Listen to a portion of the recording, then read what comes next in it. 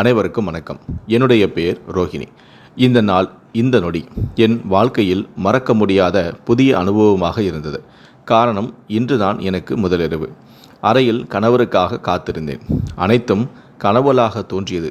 ஏன், கனவு கண்டால் கூட இப்படி ஒரு வாழ்க்கை கிடைத்திருக்காது. சொல்லப்போனால் எனக்கு எல்லாம் திருமணமாகுமா என்ற சந்தேகத்தில் பலமுறை நானே யோசித்ததும் உண்டு. நான் திருமணம் செய்து கொண்டவர் மிக பெரும் பணக்காரர்களில் ஒரே வாரிசு. அவருடைய பெயர் கௌதம். அவர்களுக்கு உள்நாட்டிலும் சரி வெளிநாட்டிலும் சரி நிறைய நிறுவனங்களும் உள்ளது. அவரும் ஒரு கதாநாயகனுக்கு குறைவில்லை. அவ்வளவு அழகாக இருப்பார். அவரோடு ஒப்பிடுகையில் நான் அவரின் பாதிக்கு கூட ஈடாக மாட்டேன். அப்படி இருந்தும் அவர் என்னை காதலித்து திருமணம் செய்து கொண்டார். எங்களின் காதலால் அவருடைய வீட்டிலும் மிக கடுமையான எதிர்ப்பும் ஏற்பட்டது. இருந்தாலும் அனைவரையுமே எதிர்த்துதான் என்னை திருமணம் செய்தும் கொண்டார். எங்கள் திருமணத்தை அவருடைய வீட்டில் யாருக்குமே விருப்பமில்லை. மகனின் ஆசையை மீற முடியாமல் தான் ஏனோ தானோ என்று ஏற்றும் கொண்டார்கள். முதலிரவு அறையில் என்னை பற்றி நான் யோசித்து கொண்டிருந்தேன். சிறுவயதில் அவ்வளவாக ஞாபகம் இல்லை என்றாலும் ஓரளவு இருக்கத்தான் செய்தது. எனக்கு அப்பா மட்டும்தான். அம்மாவை நான் பார்த்ததே இல்லை. அப்பாவும் சிறுவயதில் என்னை பாசமாக தான் வளர்த்தார். ஒரு கட்டத்தில் அவரும் நோய்வாய்ப்பட்டு இறந்தும் போனார். அனாதையாக நின்ற என்னை சித்தப்பா தான் அவரது வீட்டில் சிறிது காலம் வளர்த்து வந்தார். ஆனால் சித்தி எனக்கு செய்யும் கொடுமைகளை தாங்கிக் கொள்ள முடியாமல் ஒரு நாள் என்னிடம், பாரம்மா, எனக்கே 3 பெண் குழந்தைகள் உள்ளது. அவளோடு உன்னையும் நான் வளர்ப்பது முடியாத காரியம். அது மட்டுமல்லாது சித்தி உன்னை கொடுமை செய்தே கொன்று விடுவாள். நான் உன்னை அனாதை என்று கூறி ஏதாவது ஆசிரமத்தில் சேர்த்து விடுகிறேன். அங்கு சென்று நீ பிழைத்துக்கொள். தயவுசெய்து இந்த சித்தப்பாவை மன்னித்துவிடு என்றும் கூறினார். அந்த சிறு வயதிலேயே நானும் அவரின் நிலைமையை புரிந்தும் கொண்டேன். சரி என்று கூற சில நாட்களிலேயே ஒரு ஆசிரமத்தில் அனாதை என்று கூறி சேர்த்தும் விட்டார். சில மாதங்கள் வரை பார்க்க வந்தவர் அதன் பிறகு பார்க்க வரவே இல்லை. அவருக்கு என்ன ஆனது என்று எந்த தகவலும் இல்லை. அந்த அனாதை ஆசிரமத்தில் தான் என்னுடைய வாழ்க்கையே தொடங்கியது. அங்கு எவ்வளவோ கஷ்டங்களை அனுபவித்து நானும் இளம் பெண்ணானேன். எனக்கு படிப்பின் மேல் அதிக ஆர்வம் இருந்ததால் அங்கு உள்ளவர்களும் புரிந்து கொண்டு அவர்களால் எவ்வளவு முடியுமோ அவ்வளவு படிக்க வைத்தனர். சில நல்ல உள்ளங்களின் உதவியால் எனக்கு கல்லூரியில் படிக்கும் வாய்ப்பும் கிடைத்தது. ஆசிரமத்திலிருந்து சிறிது தூரத்தில்தான் கல்லூரியும் உள்ளது. அங்குதான் முதல் முறையாக எனது கணவனான கௌதமை நான் பார்த்தேன். ஆரம்பத்தில் அவ்வளவாக அவர் மேல் எந்த ஒரு ஈர்ப்பும் எனக்கு உண்டாகவில்லை. காரணம், அவரை சுற்றி எப்பொழுதுமே பெண்கள் கூட்டம் அதிகமாகவே இருக்கும். நானும் எனது நிலைமையை புரிந்து கொண்டு படிப்பில் மட்டுமே கவனம் செலுத்தியும் வந்தேன். அனைத்திலும் முதல் மதிப்பெண்கள் பெற்று அனைவரின் கவனத்தையும் ஈர்த்தும் வந்தேன். கல்லூரியின் கடைசி வருடத்தில் கௌதமாக என்னிடம் பேச ஆரம்பித்தார். நானும் முதலில் நட்பு ரீதியாக தான் பழகியும் வந்தேன். பிறகு போக போக எங்களுக்குள் இருந்த புரிதலுக்கும் நட்பும் எங்களை வேறு ஒரு கட்டத்திற்கு எடுத்து சென்றது. இருவரும் காதலிக்கவும் ஆரம்பித்தோம். அதன் பிறகு ஒருவர் இல்லாமல் ஒருவர் இல்லை என்ற ஒரு நிலைமைக்கும் வந்துவிட்டோம். இப்படியே கல்லூரி வாழ்க்கையும் முடிந்தது. அதன் பிறகு நானும் எப்பொழுதும் போல அனாதை ஆசிரமத்திலேயே முடங்கிவிட்டேன். கௌதம் தான் எப்பொழுதாவது பார்க்க வருவார். இது அங்கிருந்தவர்களுக்கு பிடிக்கவில்லை. என்னால் மற்ற பெண்களும் கெட்டுப்போய் விடுவார்கள் என என்னை திட்டி தீர்த்தனர். இதை பற்றி நானும் கௌதமிடம் தெரிவிக்க, பின்னர் அவரும் நானும் திருமணம் செய்து கொள்ளலாம் என்று முடிவு செய்தோம். பிறகு யாருக்கும் தெரியாமல் திருமணம் செய்தும் கொண்டோம். அதன் பிறகுதான் திருமணத்தை பற்றி வீட்டில் பேச அவர்கள் ஒரு அனாதை பெண்ணை திருமணம் செய்து கொள்ள சம்மதிக்கவில்லை. இருந்தாலும் கௌதம் அவரிடம் கோபித்து கொண்டு பிடிவாதமாக இருக்க அவர்களும் வேறு வழியில்லாமல் சம்மதித்தனர். அதன் பிறகுதான் என்னையும் அவரின் வீட்டிற்கு அழைத்து வந்தார்.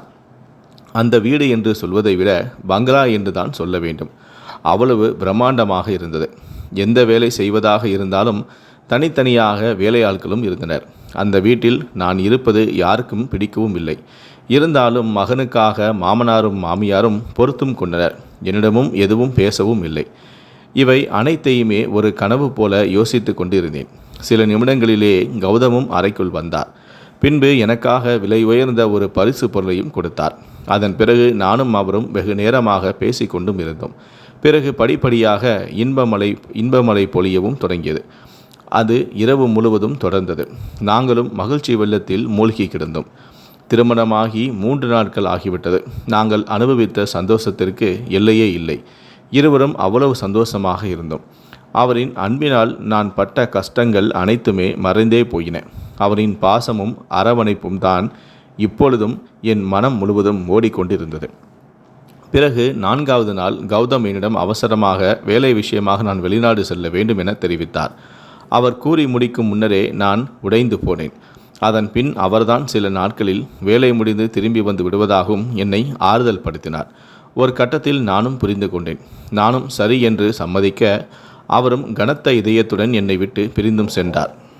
அவர் சென்ற மறுநாளே என்னுடைய மாமியார் சண்டையிடவும் ஆரம்பித்தார். பார்ப்பதற்கு பவ்யமான காட்சியளித்த அவர் என்னை வார்த்தைகளால் கிழித்தும் எடுத்தார். ஒரு கட்டத்தில் மாமனாரும் அவருடன் சேர்ந்து கொள்ள இருவருமாக எனது பெட்டி படுக்கைகளை எடுத்து வெளியில் வீசி என்னை வீட்டை விட்டே துரத்தினர். நானும் நிலைமையை புரிந்து கொண்டு அவர்களுக்கு புரிய வைப்பதற்கு முயற்சியும் செய்தேன். ஆனால் அவர்களோ கடைசி வரை என்னை வீட்டில் இருக்க அனுமதிக்கவில்லை. போகும்பொழுது கூட எனது மகன்தான் உன்னை வீட்டை விட்டே வெளியே அனுப்பச் சொன்னான். பணக்காரர்களுக்கு இதையெல்லாம் சகஜம்தான். உன்னை போல 1000 பெண்களை என் மகன் பார்த்து விட்டான் என்றும் கூறினர். அவர்கள் கூறியதை நான் நம்பவில்லை. இருந்தாலும் அவர்கள் சொன்ன விதம் என்னை யோசிக்க வைத்தது. என்ன செய்வதென்றே புரியாமல் எனக்கு தேவையான பொருட்களை மட்டும் எடுத்துக்கொண்டு வெளியே வந்தேன். எப்படியும் கௌதம் என்னை தேடி வருவார், பிறகு அவர் பார்த்து கொள்வார் என்ற நம்பிக்கையில் இருந்தேன். வெகு நேரமாக அழுது கொண்டே எங்கே செல்வது என்று புரியாமல் வீதியில் இறங்கி நடக்கவும் ஆரம்பித்தேன். அனைத்தையுமே யோசித்தபடி எவ்வளவு நேரம் நடந்தேன் என்பதை தெரியவில்லை. எங்கே சென்று கொண்டிருக்கிறேன் என்றும் புரியவில்லை.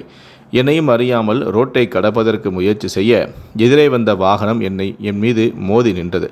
நானும் வலியால் துடித்து மயக்கமும் அடைந்தேன். கண் விழித்து பார்க்க நான் ஒரு மருத்துவமனையில் இருந்தேன். அருகே 2 வயதான தம்பதிகள் நின்றிருந்தனர். என்னை பார்த்து நலம் விசாரிக்க நான் வலியால் துடிப்பதை பார்த்து அவர்கள் பதறியும் போயினர். எனக்கு காலில் எலும்பு முறிவு ஏற்பட்டு பலமாக கட்டப்பட்டிருந்தது. அங்குதான் வலியும் மிக அதிகமாக இருந்தது. மருத்துவர்களும் என்னை பரிசோதிக்க 2 மாதங்கள் ஓய்வெடுத்தால் சரியாகிவிடும் எனவும் கூறினர். பிறகு அந்த வயதான தம்பதிகளும் தாங்கள்தான் அந்த காரை ஓட்டி வந்ததாகவும், நீ குறுக்கே வந்ததால் நிலை தடுமாறி உன்மேல் மோதி விட்டதாகவும், அதன் பிறகு அவர்களே மருத்துவமனையில் சேர்த்து விட்டதாகவும் வருத்தம் தெரிவித்தனர். நானும் அவர்களுக்கு நன்றி கூறினேன். காரணம், தவறு என்மேல்தான். என்னை அப்படியே விட்டுவிட்டு செல்லாமல் மருத்துவமனையில் சேர்த்ததற்கு. சில நாட்கள் வரை இருவருமே என்னுடன் இருந்து எனக்கு தேவையானதை செய்து வந்தனர். அவர்கள் மேல் இனம் புரியாத ஒரு மரியாதையும் பாசமும் உண்டானது. பிறகு அவர்களும் என்னை பற்றி விசாரிக்க ஆரம்பித்தனர். நானும் என் வாழ்க்கையில் நடந்த அனைத்து சோகமான விஷயங்களையும் தெரிவிக்க அவர்களும் கலங்கி போயினர். அவர்களும் என்னிடத்தில் உனக்கு நடந்தது மிக பெரும் துரோகம், உடனடியாக காவல்துறைக்கு சென்று புகார் அளிக்கலாம் என தெரிவித்தனர். நானும் அவரிடம் எனது கணவர் இல்லாத சமயத்தில் இப்படி ஆகிவிட்டது, அதற்காக காவல் நிலையத்திற்கு சென்று புகாரளித்தால் அவர்களின் மரியாதைக்கு களங்கம் ஏற்படும். இதை என்னாலும் சரி கணவனாலும் சரி தாங்கிக் கொள்ள முடியாது என்றேன். எப்படியும் சில நாட்களில் கணவர் திரும்பவும் வந்து விடுவார், அப்பொழுது அவரிடம் பேசிக்கொள்ளலாம் என்று கூற அவர்களும் அமைதியாகிவிட்டனர். பிறகு மருத்துவமனையிலிருந்து என்னை அவர்கள் வீட்டிற்கு அழைத்து சென்றனர். அங்கு சென்று பார்க்க அவர்கள் இருவரும் மட்டுமே இருந்தனர். அவர்களிடம் அவர்களை பற்றி நான் விசாரிக்க தொடங்க அவர்களோ, எங்களுக்கு பிள்ளைகளே இல்லை, நாங்கள் தனிமையில் வாடி வருகிறோம், நீயும் எங்களுடன் தாராளமாக இருந்து கொள்ளலாம் என அனுமதித்தனர். எனக்கும் அவர்களை நினைத்து கவலையாக தான் இருந்தது. எனக்கும் போவதற்கும் இடமில்லாததால் அவர்களுடனே தங்கிக் கொள்வதற்கும் சம்மதித்தேன். சில நாட்கள் கழித்து பெரியவர்தான் குறிப்பிட்ட கணவரின் விலாசத்திற்கு சென்று பார்க்க அங்கே கணவரின் பெயரை குறிப்பிட்டு வேறு ஒரு பெண்ணுடன் நிச்சயதார்த்தம் நடைபெற்றுவதற்கான விழா நடந்து கொண்டிருந்தது. அதை பார்த்து அதிர்ச்சியடைந்த பெரியவரும் என்னிடம் வந்து தெரிவிக்க நானும் அதிர்ந்து போனேன். இப்பொழுதுதான் எனக்கு மாமியார் சொன்னது ஞாபகத்திற்கு வந்தது. ஒருவேளை கணவரின் துணையோடு தான் என்னை வீட்டை விட்டே வெளியேற்றி விட்டார்களோ என நினைக்கவும் ஆரம்பித்தேன். வெகு நேரமாக அழுது கொண்டிருந்த என்னை பெரியவர்கள்தான் சமாதானம் செய்து வைத்தனர். அப்பொழுதும் கூட காவல் நிலையத்தில் புகார் அளிக்கலாம் என்றுதான் கூறினர். ஆனால் எனக்கு அதில் இஷ்டமில்லை. கணவரின் மனதில் நான் இல்லை என்று தெரிந்ததும் அதன் பிறகு புகாரளித்தும் என்ன செய்ய போகிறோம் என்று அமைதியாக இருந்துவிட்டேன். வெகு நாட்களாக கண்ணீரோடு அழுது கொண்டும் இருந்தேன். எனது நிலைமையை பார்த்து பெரியவர்கள்தான் எனக்கு உறுதுணையாக இருந்தனர். பிறகு அவர்களும் எங்களுக்கு என்று யாரும் இல்லை, நீயும் அனாதையாக நிற்கிறாய், கடவுளாக பார்த்து எங்களிடம் உன்னை அனுப்பி வைத்துள்ளார். நீயும் எங்களுடனே இருந்துவிடு என வற்புறுத்தினர். நானும் யோசிக்க அவர்களின் அன்பினால் கட்டுப்பட்டு அவர்களின் பேச்சுக்கு அடிபணிந்தேன். நானும் அவர்களுக்கு தேவையான உதவிகளையும் செய்து அவர்களுடனே இருக்கவும் ஆரம்பித்தேன். இருந்தாலும் கணவனை மறக்காமல் இருப்பதை அவர்களும் புரிந்தும் கொண்டனர். ஒரு கட்டத்தில் வீட்டில் இருந்தால் தேவையில்லாத நினைவுகள் வரும். நீயே நல்லபடியாக படித்திருக்கிறாய், அதற்கு உண்டான வேலையை தேடிக்கொள். அப்பொழுதுதான் உனது மனம் தெளிவடைந்து வேறு சில விஷயங்களை பற்றி யோசிக்க தொடங்குவாய் என்றனர். எனக்கும் அதுதான் சரி எனப்பட்டது. நானும் எனக்கு தகுதியான வேலையை தேடவும் தொடங்கினேன். சில மாதங்களுக்கு பிறகு பெரிய அலுவலகத்தில் வேலையும் கிடைத்தது. சில நாட்களில் நானும் சகஜ நிலைமைக்கு திரும்பினேன். 3 நாட்கள் மட்டுமே கிடைத்த சந்தோஷத்திற்காக என் முழு வாழ்க்கையும் வீணடித்து கொள்ள நான் விரும்பவில்லை. நடந்தவற்றை வைத்து பார்க்கும் பொழுது கணவன்தான் என்னை உபயோகப்படுத்திவிட்டு குப்பை போல வீசி எறிந்து விட்டார் என நான் நினைத்தேன். அதன் பிறகு படிப்படியாக அலுவலகத்தில் முன்னேறி நல்ல பதவியையும் அடைந்தேன். இதற்கிடையில் 5 வருடங்கள் கடந்தும் விட்டது. ஆரம்பத்தில் அடிக்கடி கணவரின் நினைவுகள் வந்து போகும். ஆனால் இப்போதெல்லாம் அவரின் நினைவுகள் மறந்து போயின. ஒரு நாள் நான் வேலை பார்த்து கொண்டிருந்த அலுவலகம் வேறு ஒரு பெரிய நிறுவனத்திடம் விற்கப்பட்டது. புதிதாக வாங்கிய முதலாளியும் இன்றும் ஓரிரு நாட்களில் அலுவலகத்தை காண வருகிறார் என்ற செய்தியும் தெரிவிக்கப்பட்டு அதற்கான ஏற்பாடுகளையும் செய்ய தொடங்கினோம். எதிர்பார்த்தது போலவே 2 நாட்களுக்கு புதிய முதலாளியும் அலுவலகத்திற்கு வந்தார். வரவேற்க நான் அவரை பார்த்து கொண்டே அதிர்ச்சியுடன் நின்றிருந்தேன். அதற்கு காரணம் அவர் என் கணவரான கௌதம் தான். என்னை அவர் கவனிக்கவில்லை. எனக்கு இப்பொழுது அவர் மேல் கோபம் மட்டுமே இருந்தது. காரணம், காதல் என்ற போர்வையில் என்னை ஏமாற்றிவிட்டு சென்று விட்டாரே என்று. பிறகு உயர் பொறுப்பில் உள்ளவர்களை மட்டும் அவரது அறைக்கு அழைத்து நானும் செல்ல வேண்டிய கட்டாயத்திற்கு தள்ளப்பட்டேன். அவர் அறைக்கு செல்ல என்னை பார்த்து அவர் அதிர்ந்து போனார். அவரின் கண்களில் கோபம் மட்டுமே தெரிந்தது. என்ன நினைத்தாரோ தெரியவில்லை. வேகமாக என் அருகில் வந்து ஓங்கி கன்னத்தில் அறைந்து விட்டார். எனக்கும் அப்பொழுது கோபமாக தான் இருந்தது.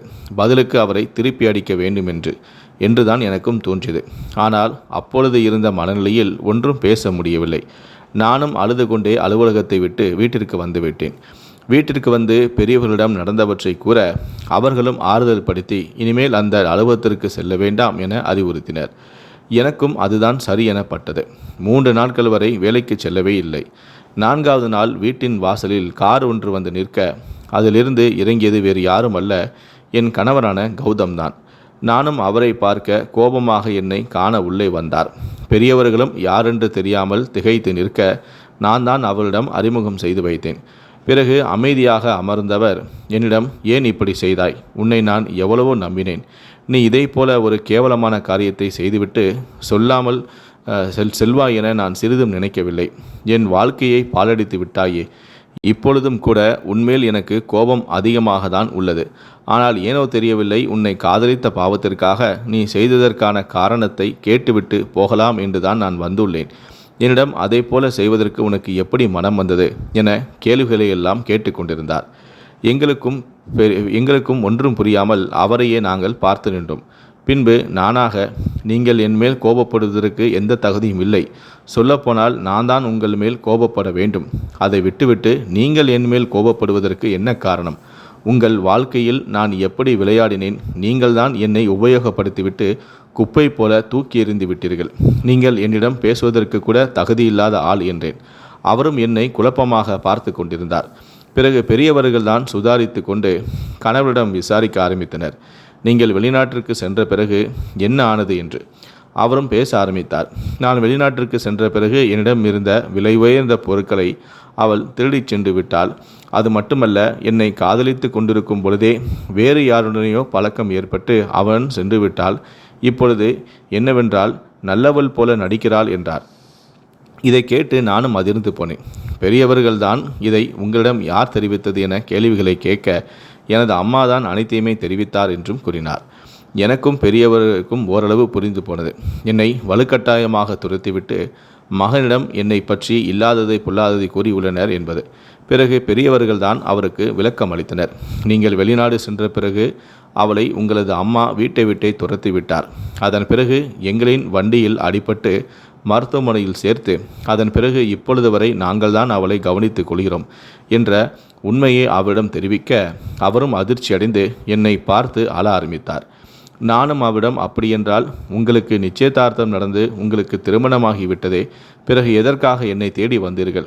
உங்களது குடும்பம் குழந்தைகளை பார்த்து கொள்ள வேண்டியதுதானே, எதற்காக என்னை தேடி வர வேண்டும் என்றேன். அவரும் கவலையாக, நிச்சயதார்த்தம் நடந்தது உண்மைதான். நான் வெளிநாட்டிலிருந்து வந்தவுடன் உன்னை பற்றி கூற உன்மேல் இருந்த கோபத்தில் சரி என்று சம்மதித்து நிச்சயதார்த்தம் நடந்தது. ஆனால் அதன் பிறகு உன்னை என்னால் முழுமையாக மறக்க முடியவில்லை. உன் நினைவுகள் அதிகமாக என்னை வாட்டி வதைத்தது. இதை பற்றி நிச்சயதார்த்தம் நடந்த பெண்ணிடம் கூற அவளும் புரிந்து கொண்டார். அதன் பிறகு திருமணமும் நின்றுவிட்டது. அதிலிருந்து இப்பொழுது வரை நான் வேறு ஒரு பெண்ணை திருமணம் செய்து கொள்ளவில்லை. உனது நினைவாகவே வாழ்ந்து வருகிறேன். எனக்கு இப்பொழுது மட்டுமில்லை, எப்பொழுதுமே உன்னை மறக்க முடியாது என கண்ணீரோடு கூறிக்கொண்டிருந்தார். அவர் கூறியதை கேட்டு நானும் அழ ஆரம்பித்தேன். பிறகு இருவரையும் பெரியவர்கள்தான் சமாதானம் செய்து வைத்தனர். இது அனைத்திற்குமே காரணம் கௌரவம், அந்தஸ்து என கூறி பிரித்து வைத்த மாமனார் மாமியார் தான் என்பதை இருவருமே புரிந்து கொண்டோம். பின்பு சிறிது நேரத்திலேயே என்னை கணவர் அவரின் வீட்டிற்கு அழைத்து சென்றார். என்னை பார்த்ததுமே மாமனார் மாமியார் இருவருமே அதிர்ச்சி அடைந்தனர். பிறகு என்னை பற்றி விசாரிக்க இருவருமே உண்மையை ஒப்புக்கொண்டனர். தாங்கள் தவறு செய்து விட்டோம் என மன்னிப்பும் கூறினர். ஆனால் கணவர் அதை ஏற்றுக்கொள்ளவில்லை. அப்பொழுதே என்னை அழைத்து கொண்டு வீட்டை விட்டு வெளியே வந்து விட்டார். அதன் பிறகு பெரியவர்கள் வீட்டில்தான் வசிக்கவும் ஆரம்பித்தோம். பெரியவர்களும் என்னை சொந்த மகளாகவே அவரை சொந்த மருமகனாகவும் பார்த்து கொண்டனர். அதன் பிறகு மாமனாரும் மாமியாரும் பலமுறை என்னை தேடி வந்து என்னிடம் மன்னிப்பு கேட்டும் கொண்டனர். ஒரு கட்டத்தில் அவர்களையும் நான் புரிந்து கொண்டேன். நானும் மன்னிக்க கணவரிடமும் புரிய வைத்து அவரையும் மன்னிக்க வைத்தேன். இப்போது நாங்கள் எல்லோரும் ஒற்றுமையாக, அனைவரும் மிகவும் சந்தோஷமாக வாழ்ந்து வருகிறோம்.